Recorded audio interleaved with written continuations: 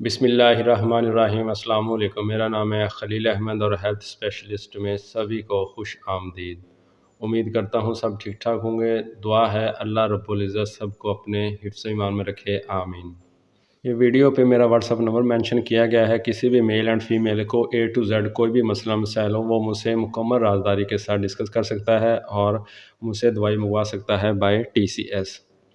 تو comment box میں مجھے کہا جا رہا تھا کہ میں پتے کی پتھری پہ، پتے کے درد پہ ویڈیو بناؤں اور ہمیشہ کی طرح مکمل علاج بتاؤں۔ تو جن حضرات کو پتے کی پتھری کی شکایت ہے، پتے کی درد میں جو مبتلا ہے، تو یہ ویڈیو ان کے لیے بہت فائدہ مند ہونے والے ہے۔ تو جو حضرات میرے چینل پہ نئے ہیں تو وہ میری ویڈیو کو لائک کریں، سبسکرائب کریں اور بیل آئیکن کو پریس کریں تاکہ اس طرح کی ویڈیو ان تک ٹائم ٹو ٹائم پہنچتی رہے۔ تو چلتے ہیں آج کے ٹاپک کی طرف۔ آج کا ٹاپک ہے وہ ہے پتے میں پتھری کا ہو جانا، اس کو کنٹرول کرنا، ان کی علامات اور ان کا پرہیز کرنا۔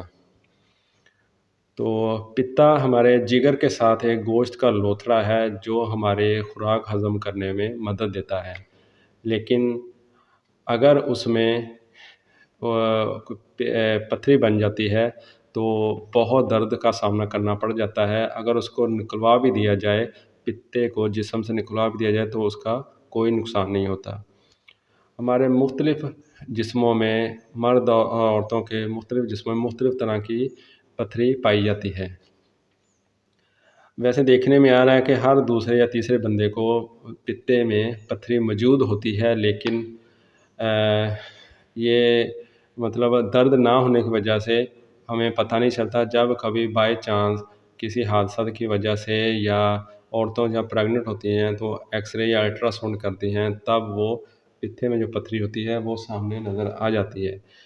تو کچھ پتھری ہوتی ہے جو درد کرتی ہے، تو درد کی وجہ سے ہمیں پتہ چلتا ہے کہ ہمارے پتے میں تکلیف ہے۔ یہ پتے میں پتھری کیوں ہوتی ہے؟ یہ ہمارے جسم میں کولسٹرول یا دوسرے جو کیمیکل ہیں ان کی کمی اور بیشی کی وجہ سے، ان کے اتار چڑھاؤ کی وجہ سے پتے میں پتھری وہ ہو جاتی ہے، ان کا مطلب سامنا کرنا پڑتا ہے۔ تو جو ہمارے جسم میں کولسٹرول بڑھتا ہے وہ ہمارے ہی جسم کی غلط پالیسیوں کی وجہ سے، ہماری ناقص خوراک کی وجہ سے یہ جو کیمیکل ہے ان کا لیول بڑھتا چڑھتا رہتا ہے یا کم ہو جاتا ہے، اس کی وجہ سے پتھریاں وہ لاحق ہو جاتی ہیں۔ اگر تو پتے میں پتھری ہو اور وہ پتے کے فنکشن میں، جو ہماری باڈی میں اس کا فنکشن ہے، اس میں آڑے نہ آئے تو پتے میں درد نہیں ہوتی۔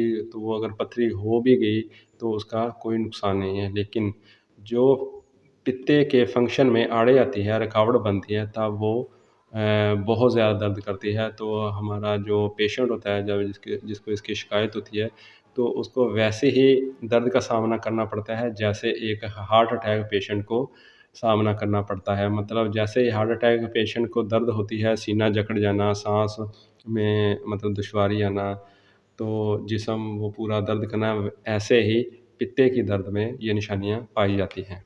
تو ان میں پرہیز کیا ہے، اس کو کنٹرول کیا جا سکتا ہے؟ تو پہلی بات ہے ورزش۔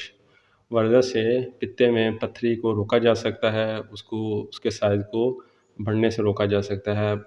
غذائیت سے بھرپور چیزیں کھائیں، مثلا دودھ، کچی سبزیاں، فروٹ، پالک، گوشت وغیرہ، اس سے بھی پتے کی پتھری کو مطلب روکا جا سکتا ہے، کنٹرول کیا جا سکتا ہے۔ تو ہمیشہ کی طرح آج میں بہت اچھی ریمیڈی لے کر آیا ہوں، بہت زبردست علاج لے کر آیا ہوں۔ تو چلتے ہیں اس علاج کی طرف۔ ان کا نام کیا ہے، وہ کون سی چیزیں ہیں، ان کو استعمال کیسے کرنا ہے، تو وہ چلتے ہیں آج کی ریمیڈی کی طرف۔ تو یہ ہے وہ زبردست ریمیڈی، وہ زبردست علاج جس سے پتے کی پتھری انشاءاللہ ختم ہو جائے گی۔ تو آپ لوگ یہ ضرور آزمائیے گا۔ زیتون کا تیل 2 چمچ، شہد 1 چمچ، لیموں کا رس 1 چمچ، ان تینوں کو اچھی طرح ملا لیں۔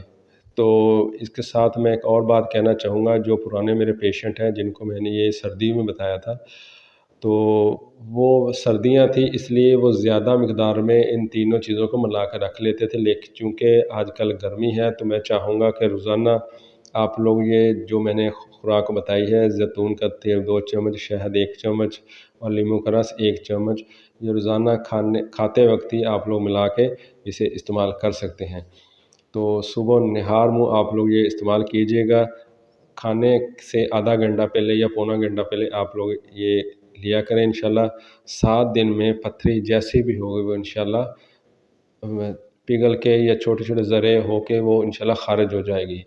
میں چاہوں گا کہ پتھری کا مریض وہ 15 دن استعمال کرے، مطلب 2 ہفتے وہ لازمی استعمال کرے۔ اس سے یہ ہوگا کہ پتھری وہ بھی پگھل کر خارج ہو جائے گی، اور جو اس کے ذرات ہوں گے، جو اس کی جڑیں ہوں گی، وہ بھی انشاءاللہ ختم ہو جائیں گی۔ تو کوئی بھی سوال ہو تو کمنٹ باکس میں لازمی پوچھیے گا۔ ویسے میں نے اپنا واٹس ایپ نمبر بھی مینشن کیا ہوا ہے۔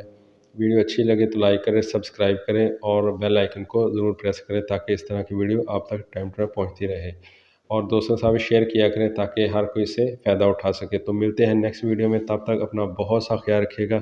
اوکے، اللہ حافظ۔